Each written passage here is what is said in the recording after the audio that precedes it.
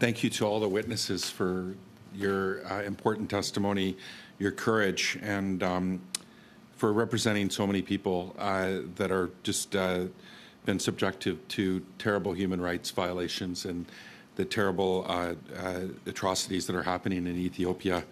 I know that, Mr. Berhe, you haven't had a chance to speak yet, and your group, the Ethio-Canadians for Human Rights, it represents really a true cross-section of Ethiopian ethno-linguistic groups. And we heard about the failure of the Pretoria Agreement, the inner conflict.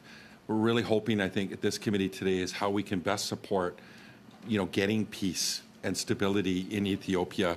Maybe you can talk about the situation in Ethiopia, that it's so dire, and your view, and what is the best way forward to resolve the country's political ills? First of all, I share with Ms. Maza and Mr. Kidani, we share the same heritage. And what I see the claim in terms of genocide in Tigray or any other place, sometimes it misses the point. First of all, they are entitled to their own opinion, but they are not entitled to their own facts. The facts on the ground is completely different.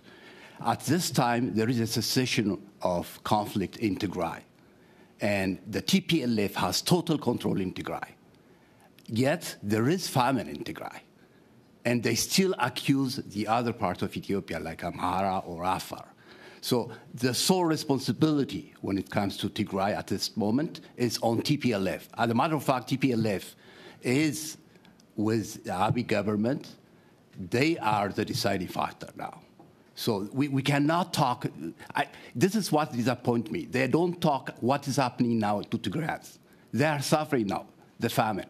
So TPLF for the last 30 years was in power. 27 years was in power in the central government.